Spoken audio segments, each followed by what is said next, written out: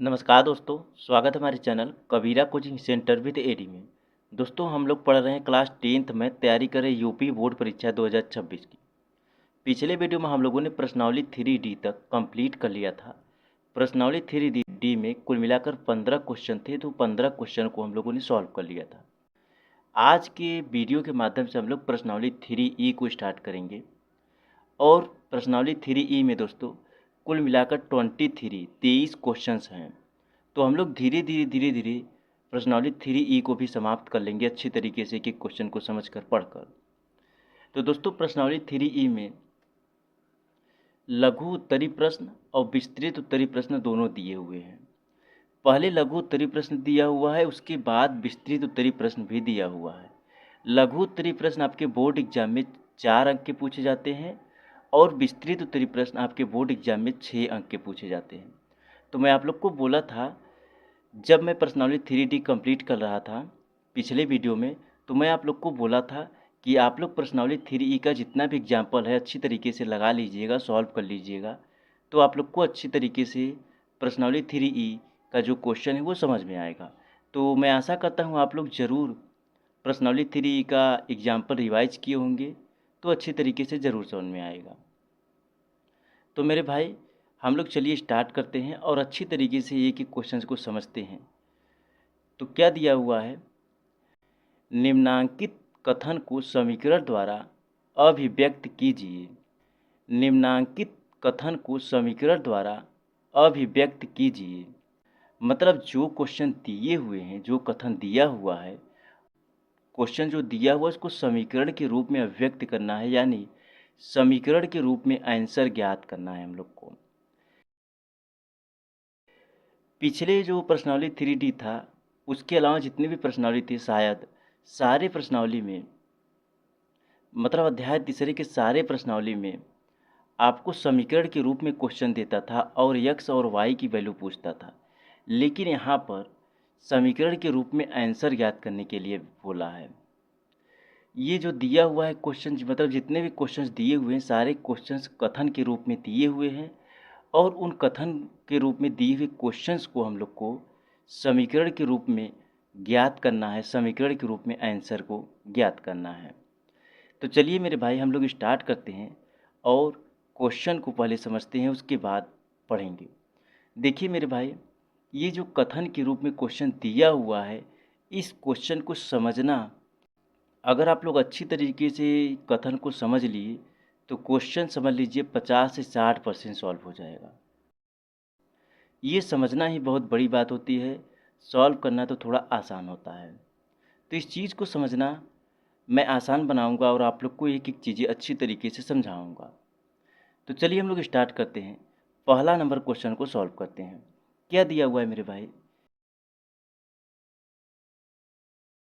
एक पिता की आयु उसके पुत्र की आयु से 4 गुनी है। दोस्तों यहाँ पर बताया नहीं है कि पिता की आयु कितनी है और पुत्र की आयु कितनी है। यहाँ पर सिर्फ ये बोल रहा है एक पिता की आयु उसके पुत्र की 4 गुनी है। अब यहाँ पर नीचे क्या दिया हुआ है, 7 वर्ष बाद पिता की आयु पुत्र की आयु की 2.5 गुनी हो जाएगी। तो मतलब 2.5 गुनी हो जाएगी, ये बोल रहा है 7 वर्ष के बाद। लेकिन वर्तमान समय का जो आयु है, पिता और पुत्र की आयु नहीं दिया हुआ है। तो क्या दिया हुआ है, एक पिता की आयु उसके पुत्र की आयु से 4 गुनी है। यहाँ पर इस चीज़ को ध्यान रखिएगा, जो पुत्र है दोस्तों, ये जो पुत्र है इसकी आयु की 4 गुनी पिता की आयु है। मतलब पुत्र की आयु हम लोग को पता ही नहीं है कि कितना है। अगर पुत्र की आयु पता चल जाएगा तो पिता की भी आयु पता चल जाएगा। ठीक है मेरे भाई, तो इस चीज़ को ध्यान रखिएगा, एक पिता की आयु उसके पुत्र यानी उसके लड़के की आयु की 4 गुनी है पिता की आयु। 7 वर्ष बाद, जब 7 वर्ष बीत जाएगा उसके बाद पिता की आयु पुत्र की आयु की 2.5 गुनी हो जाएगी। जो पिता की आयु है दोस्तों, वो पुत्र की आयु की 2.5 गुनी हो जाएगी, यानी 2.5 गुनी हो जाएगी, 2.5 गुनी ज़्यादा हो जाएगी। तो चलिए, मैं आप लोग को बोला था ये क्वेश्चन समझना अपने आप में बहुत बड़ी बात है, और अच्छी तरीके से समझ में आ जाएगा तो 50 से 60% क्वेश्चन यहीं सॉल्व हो जाएगा, क्योंकि ये चीज़ें अच्छी तरीके से समझ में आती ही नहीं हैं। तो चलिए हम लोग हल करते हैं। यहाँ पर हम लोग क्या करेंगे दोस्तों, यहाँ पर हम लोग मानेंगे माना, क्योंकि दोस्तों ना पिता की आयु दिया हुआ है ना पुत्र की आयु दिया है, तो हम लोग को मानना पड़ेगा। माना पुत्र की वर्तमान आयु, क्या दोस्तों, माना पुत्र की वर्तमान आयु यक्स है।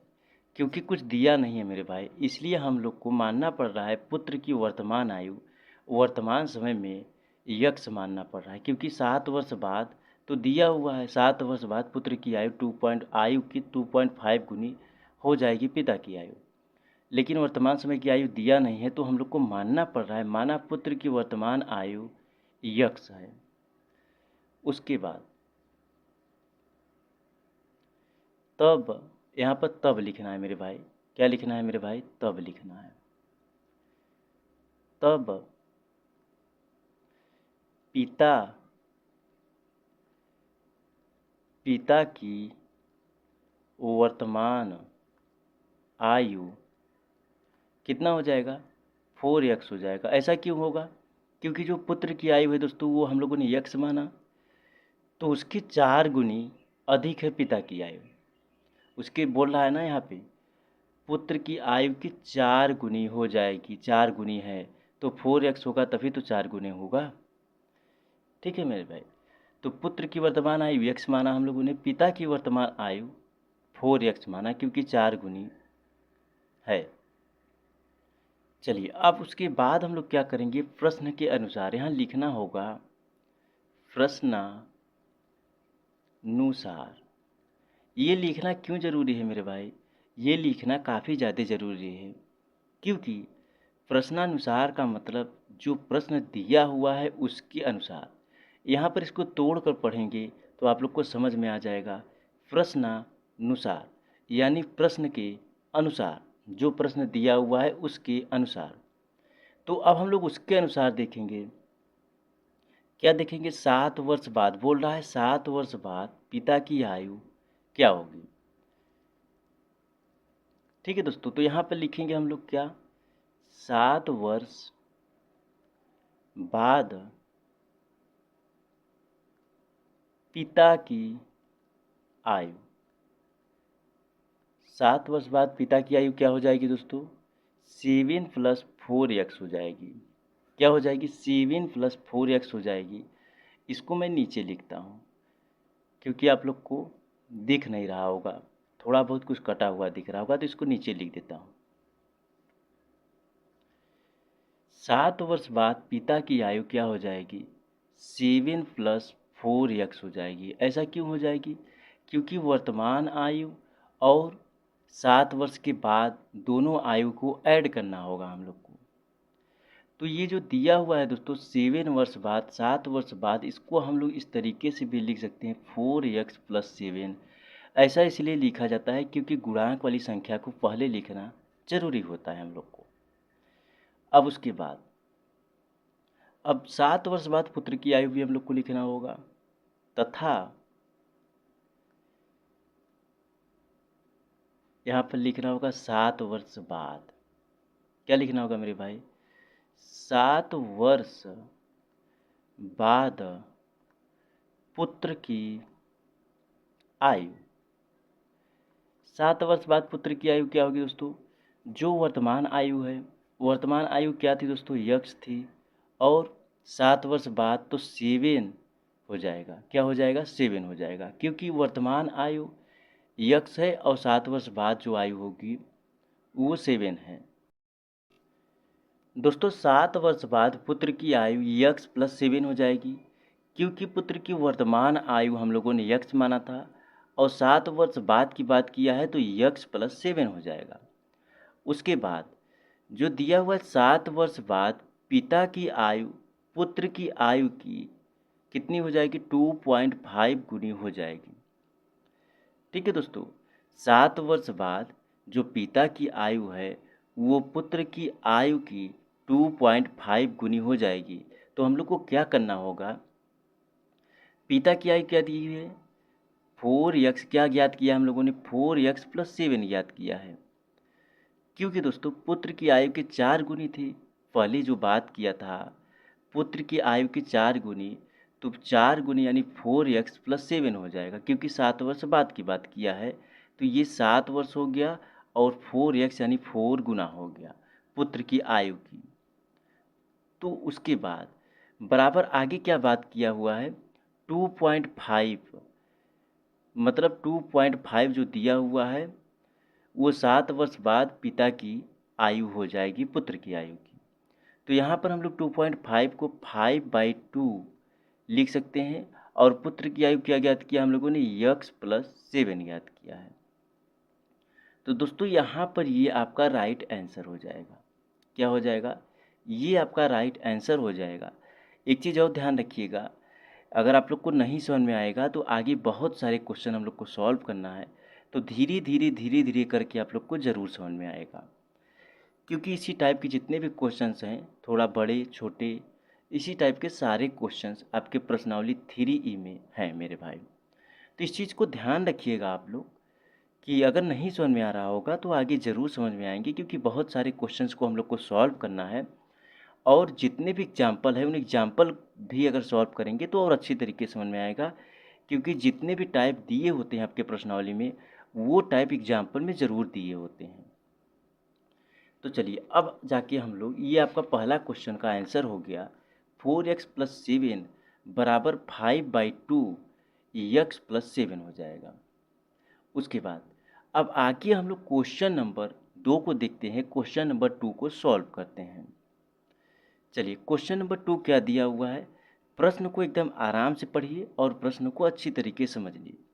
देखिए मेरे भाई, अगर प्रश्न अच्छी तरीके से नहीं समझेंगे तो आप लोग को समझ में ही नहीं आएगा, मैं सॉल्व कराऊंगा तो भी।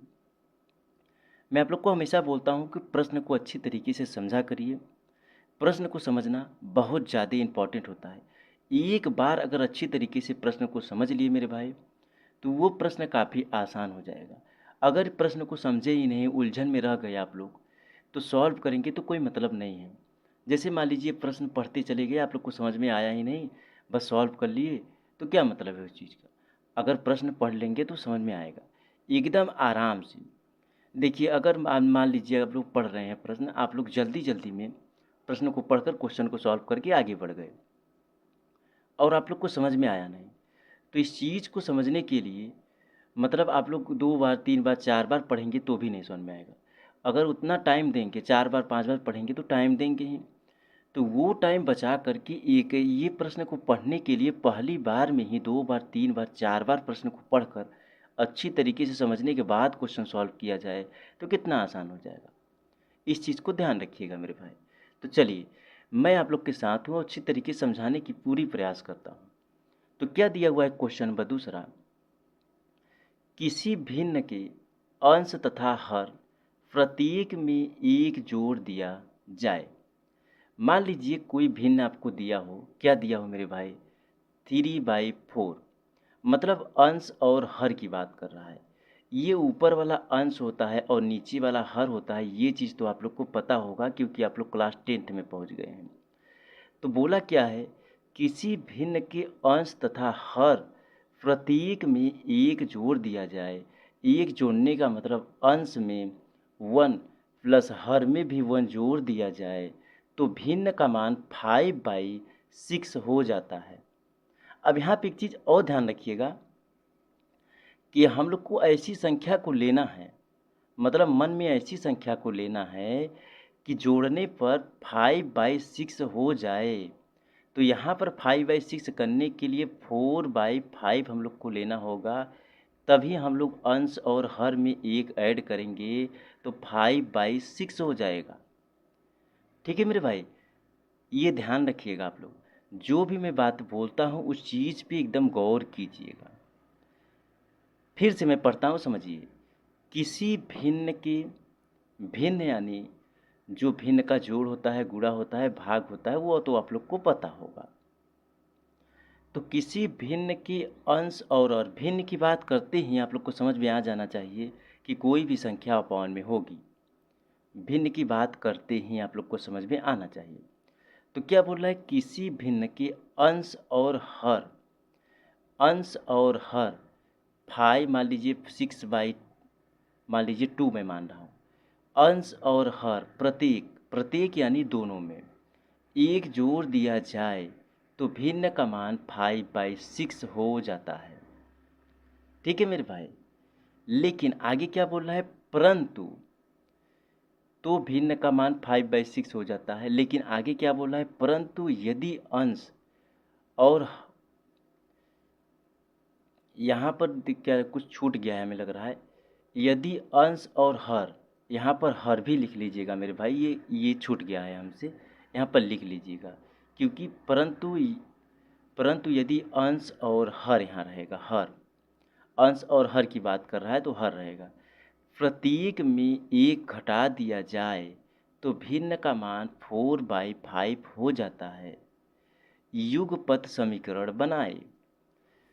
युगपत समीकरण बनाइए, यानी जो दिया हुआ है इस क्वेश्चन को अंश और हर के रूप में लिखना, उसमें ऐसी संख्या को ऐड करना और घटाना, दोनों में जो मान हो जाएगा वो क्या हो जाएगा, 5/6 जोड़ने पर 5/6 होना चाहिए अंश और हर को, घटाने पर 4/5 होना चाहिए। ये जो दिया हुआ है कथन, इसके ज़रिए हम लोग को समीकरण के रूप में क्वेश्चन को ज्ञात करना है। यहाँ पर बोला क्या है मेरे भाई, युगपत समीकरण बनाइए। ठीक है मेरे भाई। तो चलिए हम लोग युगपत समीकरण को बनाते हैं और अच्छी तरीके से क्वेश्चन को समझते हैं। तो क्वेश्चन मैं आशा करता हूँ बहुत अच्छी तरीके से आप लोग को समझ में आ गया होगा। चलिए हम लोग क्वेश्चन को हल करते हैं। क्वेश्चन को हल करते हैं मेरे भाई, सॉल्व करते हैं एकदम केयरफुली, एकदम ध्यान से क्वेश्चंस को देखिए और समझिए। तो हम लोग क्या करेंगे, मानेंगे पहले, माना, क्या करेंगे मेरे भाई, मानेंगे, माना भिन्न, माना भिन्न का अंश, भिन्न का अंश x मान लेंगे। ठीक है मेरे भाई, भिन्न का अंश क्या मानेंगे, x मानेंगे। दोस्तों यहाँ पर क्या बोला है, आगे यहाँ पर देखिए, हर प्रतीक में एक जोड़ दिया जाए तो 5/6 हो जाएगा, ये आगे हम लोग देखेंगे। लेकिन पहले अंश और हर को हम लोग बनाते हैं। जब तक अंश और हर को बनाएंगे नहीं तो हम लोग कैसे आगे जोड़ेंगे। ठीक है दोस्तों, इस चीज़ को, एक चीज़ और ध्यान दीजिएगा, मैं थोड़ा ध्यान से, मतलब ध्यान से क्या, अब याद आ गया कि जो अंश और हर की बात किया है, ये अंश और हर की बात किया यहाँ पर दिया हुआ नहीं है। ये जो 5/6 दिया है इससे मतलब नहीं है। 5/6 जो दिया हुआ है मतलब जोड़ने पर दिया हुआ है, तो यहाँ पर हम लोग 4/5 रख के ऐड कर देंगे तो आ जाएगा आपका आंसर 5/6। लेकिन ऐसे नहीं सॉल्व होगा, यहाँ पर दिया हुआ नहीं, हम लोग को मानना पड़ेगा ना। ठीक है मेरे भाई। तो 5/6 जो है, यहाँ पर हम लोग 4/5 रख के प्लस कर देंगे अंश और हर में, तो 5/6 आ जाएगा। और यहाँ पर 4/5 दिया हुआ है, 5/6 करके माइनस कर देंगे तो आपका आंसर आ जाएगा। लेकिन ऐसा नहीं है, यहाँ पर हम लोग को अंश और हर को मानना पड़ेगा। मानने के बाद जो आएगा वैल्यू, उसमें हम लोग को ऐड करना होगा। चलिए, तभी तो ये आएगा। चलिए अब समझिए, भिन्न का अंश हम लोगों ने क्या माना, x मान लिया, तथा ठीक इसी प्रकार से भिन्न का हर क्या मानेंगे मेरे भाई, भिन्न का हर, भिन्न का हर यहाँ लिखेंगे, भिन्न का हर y मान लेंगे। अंश को हम लोग x मानेंगे, भिन्न के अंश को x मानेंगे, और भिन्न के अंश को हम लोग x मानेंगे और भिन्न के हर को हम लोग y मान लेंगे। ये x और y अंश और हर को मानने के बाद, x और y अंश x हर y मानने के बाद क्या हो जाएगा, तब क्या तैयार हो जाएगा, ये आपका भिन्न तैयार हो जाएगा। क्या तैयार हो जाएगा मेरे भाई? भिन्न तैयार हो जाएगा। क्या तैयार होगा? यक्स बाई वाई तैयार हो जाएगा। ठीक है, क्या हो जाएगा? X by y. अब यहाँ पर देखिए, आगे देखिए, बहुत इंटरेस्टिंग क्वेश्चन है। जितने भी क्वेश्चन है बहुत अच्छे क्वेश्चन हैं, जितना अच्छे हैं सोच भी नहीं सकते, समझने का बस फेर है बस। ये सब क्वेश्चंस बहुत अच्छे लगते हैं सॉल्व करने में। अब देखिए बोल क्या रहा है, प्रश्न के अनुसार। आगे हम लोग क्या करेंगे? प्रश्न के अनुसार, प्रश्नानुसार लिखेंगे, लेकिन प्रथम प्रथम प्रश्नानुसार। अब यहाँ पर प्रथम प्रश्नानुसार मैं क्यों लिखा? क्योंकि जो दिया हुआ है मेरे भाई, जो पहला दिया हुआ है वो जोड़ने की बात कर रहा है अंश और हर में, जो दूसरा दिया हुआ है उसमें घटाने की बात कर रहा है। तो हम लोग पहले जोड़ेंगे तो पहला ही तो मानेंगे। तो प्रथम प्रश्नानुसार यानी पहले प्रश्न के अनुसार, ये आप पहला वाला क्वेश्चन में समझ लीजिएगा। इसमें जो क्वेश्चन नंबर दूसरे में जो दो दिया हुआ है, मतलब अंश और हर में जोड़ने पर और अंश और हर में घटाने पर, तो पहले हम लोग जोड़ेंगे, अंश और हर में जोड़ेंगे। तो इसीलिए यहाँ पर प्रथम प्रश्नानुसार, जो दूसरा नंबर क्वेश्चन है उसी में दो क्वेश्चंस के रूप में पूछा है। तो प्रथम प्रश्नानुसार जो अंश और हर में जोड़ने की बात कर रहा है, तो पहले हम लोग जोड़ेंगे, उसके बाद द्वितीय जो प्रश्नानुसार होगा उसमें हम लोग अंश और हर को घटाएंगे। मतलब एक की बात कर रहा है, अंश और हर में एक जोड़ने पर और घटाने पर। तो प्रथम में एक को जोड़ेंगे और दूसरे प्रश्नानुसार में एक को घटाएंगे। तो प्रथम प्रश्नानुसार, अब प्रथम प्रश्नानुसार होगा तो क्या हो जाएगा मेरे भाई? यक्स बाई वाई हो जाएगा। क्या हो जाएगा? यक्स बाई वाई बराबर 5/6 दिया हुआ है, पहला यही दिया हुआ है, यहाँ पर +1 कर देंगे। ठीक है मेरे भाई। अब आप लोग के दिमाग में आएगा कि सर ऐसा क्यों हुआ कि प्लस मतलब 5/6 में आप क्यों ऐड नहीं किए, यक्स बाई वाई में क्यों ऐड कर दिए? दोस्तों यहाँ पर भिन्न की बात किया हुआ है, अंश और हर की बात किया हुआ है। तो अंश और हम लोगों ने क्या ज्ञात किया है? यक्स बाई वाई पहले हम लोगों ने माना है, तो उसी में तो हम लोग को रखना होगा कि हम लोग 5/6 में रखेंगे, ऐसा नहीं है। चलिए, यहाँ मानने के बाद मेरे भाई क्रॉस मल्टीप्लाई करेंगे। जब हम लोग क्रॉस मल्टीप्लाई करेंगे तो 6x प्लस 6 हो जाएगा बराबर 5y प्लस 5 हो जाएगा। ठीक है मेरे भाई, इतना हो जाएगा। अब यहाँ पर देखिए 6x प्लस 6 दिया हुआ है, तो इसमें से हम लोग 6 को कॉमन ले लेंगे, x प्लस 1 हो जाएगा। जब हम लोग फिर से दोबारा 6 का मल्टीप्लाई x प्लस 1 में करेंगे तो यही वैल्यू आ जाएगी। ये चीज़ तो आप लोग को पता होगा। उसके बाद यहाँ पर भी हम लोग 5 को कॉमन ले लेंगे तो y प्लस 1 हो जाएगा। क्या हो जाएगा मेरे भाई? y प्लस 1 हो जाएगा। अब आगे हम लोग क्या करेंगे मेरे भाई? यहाँ पर देखिए आगे हम लोग क्या करेंगे। अब इस तरीके से मैं किया, लेकिन क्यों किया ये आप लोग को समझाने के लिए मैं ऐसा किया हूँ।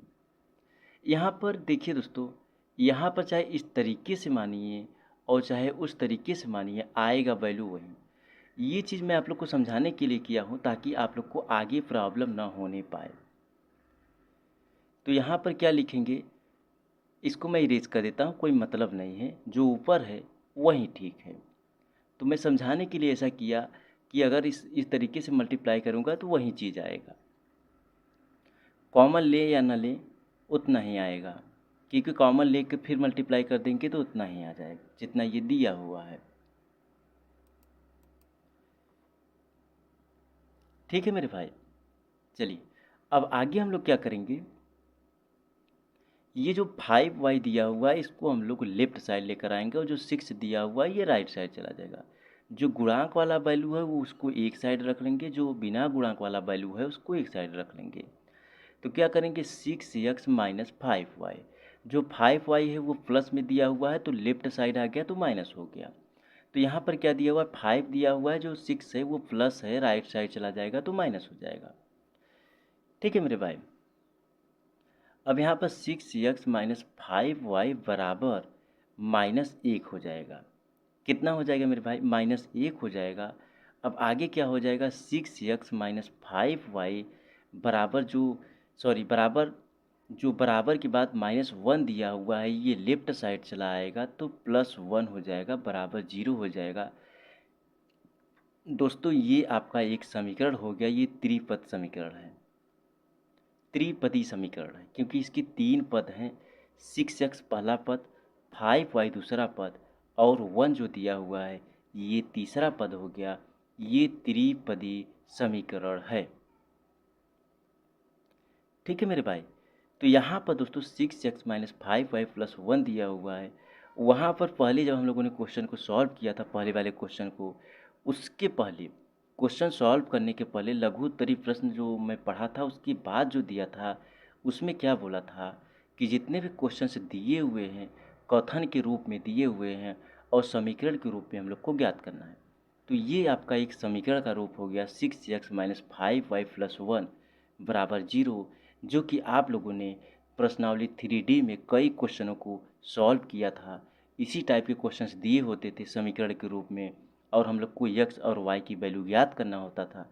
लेकिन यहाँ पर जो दिया हुआ है क्वेश्चंस प्रश्नावली 3E में सारे क्वेश्चंस कथन के रूप में दिए हुए हैं और हम लोग को किस रूप में सॉल्व करना है, समीकरण के रूप में आंसर को ज्ञात करना है।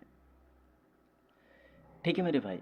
ये दोस्तों आपका पहले जो प्रथम पद था, मतलब पहला प्रथम प्रश्नानुसार जो था उसके अनुसार राइट आंसर यहीं आ गया। हम लोगों ने अंश और हर में एक को जोड़ा। अब आगे हम लोग क्या करेंगे, द्वितीय प्रश्नानुसार लिखेंगे। क्या लिखेंगे मेरे भाई, द्वितीय प्रश्नानुसार, प्रश्नानुसार, द्वितीय प्रश्नानुसार। देखिए दोस्तों, इसमें द्वितीय प्रश्नानुसार लिखिए या फिर द्वितीय शर्त, मतलब शर्तानुसार, शर्त के अनुसार लिखिए, चाहे ये लिखिए चाहे वो लिखिए, लेकिन द्वितीय प्रश्नानुसार जब यहाँ पर लिखेंगे, चलिए ठीक है, आगे वाले क्वेश्चन में द्वितीय मतलब शर्त के अनुसार देखेंगे। यहाँ पर प्रश्नानुसार का मतलब आप लोग दूसरा समझने लगेंगे तो प्रॉब्लम होगी आप लोग को। चलिए कोई बात नहीं है, द्वितीय प्रश्नानुसार समझ लीजिए या द्वितीय शर्त के अनुसार आप लोग लिख लीजिएगा, आप लोग की मर्जी है। उसके बाद आगे हम लोग क्या करेंगे मेरे भाई, आगे क्या बोला है, अंश और हर। अंश यक्स बाई वाई हम लोगों ने, मतलब अंश यक्स माना था, हर वाई माना था। तो अंश और मतलब अंश और हर की बात किया हुआ है तो यक्स बाई वाई हो गया, मतलब भिन्न की बात किया है तो यक्स बाई वाई हो गया। पहले वाले में हम लोगों ने क्या किया था, प्लस किया था, जोड़ने की बात किया था। इसमें हम लोग ये एक को माइनस करेंगे।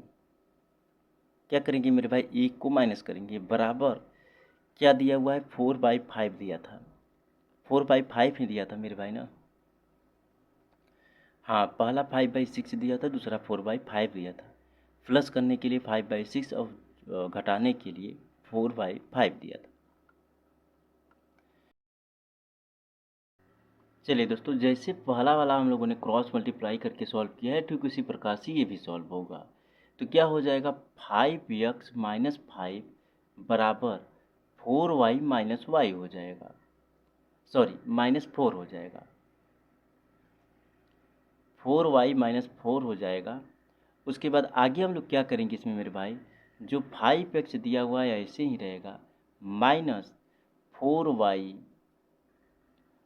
-4y, यहाँ पर -5 ऐसे ही रहेगा, बराबर -4 हो जाएगा।